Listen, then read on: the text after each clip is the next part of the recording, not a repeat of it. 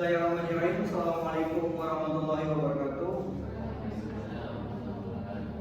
Selamat siang rekan-rekan semuanya. Yang saya hormati dosen pengampu mata kuliah manajemen operasional Bapak Fikri Sofian dan rekan-rekan mahasiswa yang hadir pada kegiatan perkuliahan pada hari ini. Perkenalkan, kami dari kelompok 3 dengan saya Alvin Nugraha, kelompok 1 dengan saya Alvin Nugraha Disaputra, dan rekan saya. Dan saya Martia, saya Fadila Bella.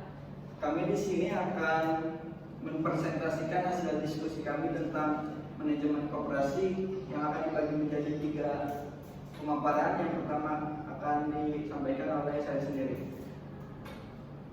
Yang pertama adalah tentang koperasi sebagai organisasi bisnis. Menurut Undang-Undang Nomor 25 Tahun 1992, koperasi dapat diartikan sebagai sebuah badan usaha yang beranggotakan sekumpulan orang yang kegiatannya berlandaskan prinsip koperasi sekaligus sebagai gerakan ekonomi kerakyatan yang berasas kekeluargaan. Jadi koperasi ini sebuah lembaga badan usaha yang keanggotaannya bersifat sukarela, yang tidak ada paksaan dan terbuka. Jadi setiap anggota koperasi memiliki peran yang sangat penting. Nah, biasanya koperasi ini mempunyai lini bisnis atau lini usaha. Seperti contoh koperasi simpan pinjam karyawan di suatu perusahaan. Nah, biasanya di suatu perusahaan itu si koperasi akan membuka sebuah lini usaha yang contoh di Suton gitu. Ada sebuah usaha yang dibikin oleh koperasi, yaitu untuk berjualan. Nah, si produk yang akan dijual di koperasi itu nantinya yang mengisinya adalah produk-produk dari anggota koperasi itu sendiri. Nah, selanjutnya, sementara itu menurut Bapak Proklamator kita Muhammad Hatta yang sekaligus menjadi Bapak Koperasi, koperasi adalah suatu jenis badan usaha bersama yang menggunakan asas kekeluargaan dan gotong royong. Nah, jadi si koperasi ini asasnya ada asas kekeluargaan, jadi kebersamaan keputusnya harus berlandaskan semuanya sepakat dan tidak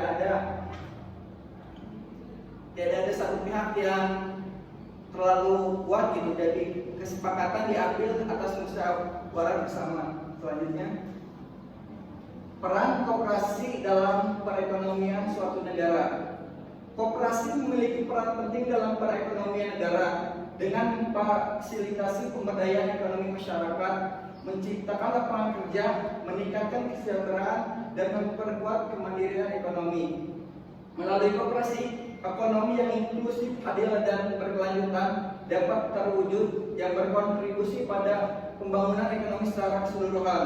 Koperasi tidak hanya sebagai alat ekonomi, tetapi juga sebuah sarana sosial yang mendukung kehidupan yang lebih baik bagi anggotanya dan masyarakat luas. Nah, jadi si koperasi ini memiliki peran penting bagi perekonomian dari sebuah masyarakatnya. Jadi si masyarakat ini yang ikut dalam koperasi itu akan mendapat kontribusi pada pembangunan. Selanjutnya, maka dari itu berikut ini beberapa peran koperasi dalam perekonomian Indonesia yang harus Anda ketahui. 1. Menerbitkan kegiatan usaha masyarakat. Nah, di salah satu jenis koperasi, contohnya koperasi pertanian. Nah, jadi si koperasi ini menerbitkan lini usaha untuk memfasilitasi petani-petani untuk mendapatkan harga pupuk, harga benih, contoh peralatan pertanian yang lebih hemat atau lebih murah daripada toko konvensional lainnya. Yang kedua adalah meningkatkan pendapatan anggota. Nah, setiap koperasi biasanya suka menghasilkan SHU atau sisa hasil usaha. Nah, contoh kemarin mungkin anak-anak Sultan pada cair, dan soalnya SHU-nya baru terbit kemarin. Hasil SHU ini meningkatkan pendapatan bagi para anggotanya gitu. Yang ketiga adalah mengurangi tingkat pengangguran. Nah, jadi tadi si koperasi ini kan memiliki lini bisnis. Nah, lini bisnis ini otomatis kan menciptakan rongga-rongga untuk orang bisa bekerja di sana gitu. Nah, jadi untuk para anggota yang bekerja misalkan bisa bekerja di lini bisnis yang dikelola oleh koperasi itu sendiri. Yang keempat adalah mendorong pembangunan yang berkelanjutan. Nah, si koperasi ini mendorong pembangunan yang berkelanjutan di bidang ekonomi kemasyarakatan khususnya. Yang kelima adalah berperan dalam mencerdaskan kehidupan bangsa. Nah, setiap koperasi itu biasanya memiliki pelatihan atau pendidikan bagi para anggotanya, contohnya pelatihan tentang ekonomi, tentang keuangan, dan tentang bisnis. Nah, jadi si anggotanya bisa turut serta dalam mencerdaskan kehidupan bangsa. Untuk materi kedua akan dilanjutkan oleh saudara Maria. Ya, baik, selanjutnya di sini ada nilai-nilai dasar dalam gerakan koperasi. Ada dua jenis koperasi yang disebutkan dalam UU PS 17/2012 pasal 5, yaitu nilai yang mendasari kegiatan koperasi serta nilai yang diyakini oleh anggota koperasi. Yang pertama ada nilai berdasarkan kegiatan koperasi. Yang pertama ada kekeluargaan. Di sini saya mengambil contohnya adalah gotong royong, tujuannya untuk mempererat kekeluargaan. Terus yang selanjutnya ada bertanggung jawab. Bertanggung jawab di sini contohnya seperti penyelesaian masalah, kayak kita diberikan tugas oleh perusahaan yang mau nggak mau kita harus bertanggung jawab untuk menyelesaikan masalah tersebut. Dan selanjutnya ada keadilan. Di sini saya ambil contoh akses yang setara terhadap pelayanan. Maksudnya di sini itu adil kepada pelayanan dan tidak dibeda-bedakan pelayanannya. Terus selanjutnya ada kemandirian, pengambilan keputusan mandiri. Di sini maksudnya itu pengambilan keputusan mandiri itu kita sebagai perusahaan mempunyai hak untuk mengambil keputusan. Terus yang selanjutnya ada persamaan. Di sini saya ambil solidaritas atau mengutamakan kerjasama antar anggota untuk mencapai tujuan. Terus yang selanjutnya ada demokrasi. Demokrasi saya ambil contoh yaitu musyawarah untuk mufakat, seperti rapat umum di mana keputusan penting diambil dalam musyawarah secara transparan dan tidak ditutup-tutupi. Selanjutnya ada di sini nilai berdasarkan keyakinan anggota. Yang pertama ada kejujuran. Kejujuran ini maksudnya penyampaian informasi yang jujur.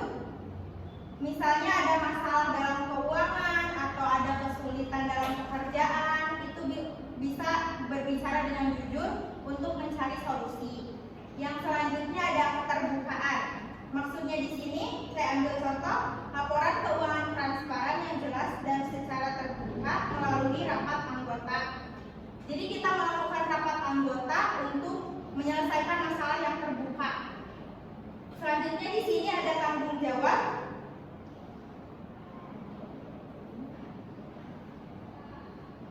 Tanggung jawab maksudnya di sini perusahaan sama kayak sebelumnya harus bertanggung jawab akan suatu tugas. Yang selanjutnya di sini ada kepedulian terhadap orang lain. Nah, peluang yang setara untuk semua anggota seperti memperoleh pelatihan atau kesempatan untuk berbisnis itu harus adil terhadap orang lain dan tidak dibeda-bedakan. Nah, selanjutnya di sini ada karakteristik koperasi sebagai organisasi bisnis. Yang pertama, adanya sekelompok orang yang menjalin hubungan antara sesamanya atas dasar sekurang-kurangnya satu kepentingan yang sama. Contohnya di sini koperasi, karena koperasi adalah contoh nyata dari kelompok yang terjalin atas dasar kepentingan ekonomi bersama untuk mencapai tujuan. Yang kedua adanya dorongan untuk mengorganisasikan diri dalam kelompok guna memenuhi kebutuhan ekonomi melalui usaha bersama atas dasar swadaya dan saling tolong menolong. Nah, maksudnya di sini itu untuk menggambarkan prinsip koperasi atau organisasi serupa yang bertujuan untuk meningkatkan kesejahteraan anggotanya dengan cara bekerja sama dan melalui usaha bersama yang dilakukan dengan prinsip swadaya dan saling menolong. Nah, yang ketiga adanya perusahaan yang didirikan dan dikelola secara bersama-sama. Contoh perusahaannya yaitu ada perusahaan patungan yang dibentuk oleh dua pihak atau lebih untuk bekerja sama untuk mencapai tujuan. Dan contoh kedua ada usaha bersama di dalam kemitraan, yaitu berisi tentang beberapa orang atau pihak menjalankan usaha bersama dengan tujuan yang sama juga. Nah, yang keempat ada tugas perusahaan tersebut adalah untuk memberikan pelayanan kepada anggotanya. Contohnya ada koperasi simpan pinjam yang menyediakan layanan keuangan, baik itu simpanan atau pinjaman dengan bunga yang rendah bagi anggotanya, dengan tujuan untuk meningkatkan kesejahteraan ekonomi anggota koperasi. Selanjutnya ada jenis-jenis koperasi. Yang pertama koperasi produsen yang mengolah bahan baku menjadi barang jadi. Nah, contohnya di sini saya ambil dari penjual barang produksi anggotanya. Jadi koperasi itu sebagai sarana penjualan untuk anggotanya. Yang contohnya ada banyak ya. Pertama contohnya ada koperasi peternak susu Bandung Selatan yang SBU Lembang menjual susu segar dengan harga yang stabil. Yang kedua ada koperasi Apis Cerana Indonesia yang menjual madu dengan harga yang kompetitif juga ada. Terus selanjutnya ada yang koperasi nelayan, koperasi Minas Sumitra di Indramayu menjual hasil tangkapan ikan dengan harga yang baik. Yang kedua ada koperasi konsumen. Nah, koperasi konsumen ini anggotanya terdiri dari para konsumen akhir atau pemakai barang dan jasa.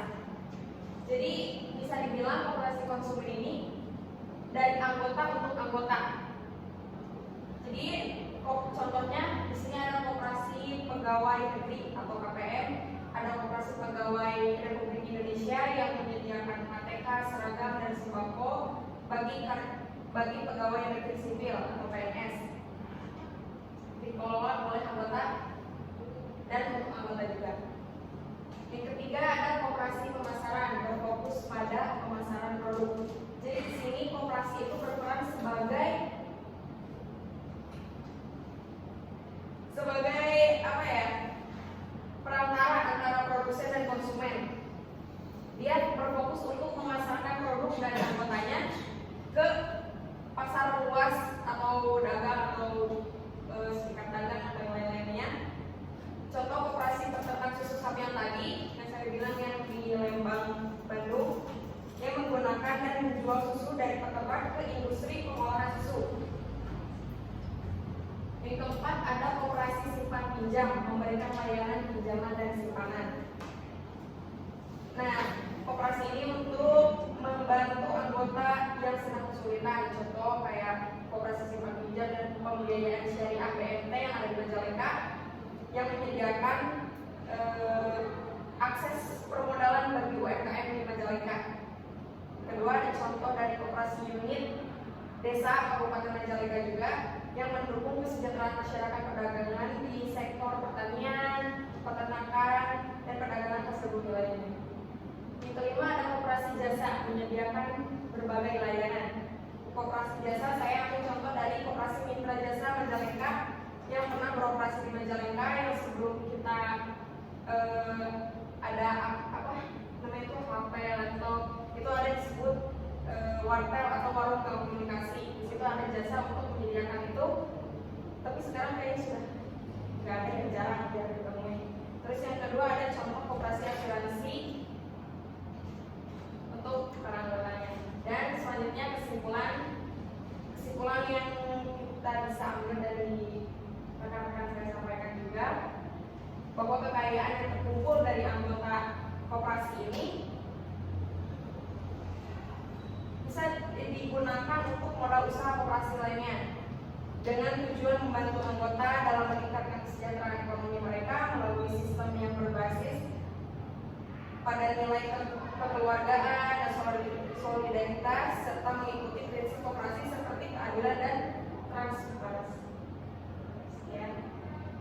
Sekian mungkin presentasi yang dapat kelompok kami sampaikan. Mungkin barangkali dari teman-teman ada yang mau ditanyakan Atau menambahkan? ya, silakan.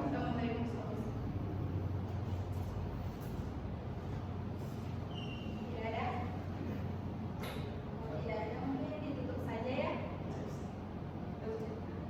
Mungkin kalau tidak ada presentasi dari kelompok 1 dicukupkan sekian. Terima kasih atas perhatiannya. Kurang lebih mohon maaf.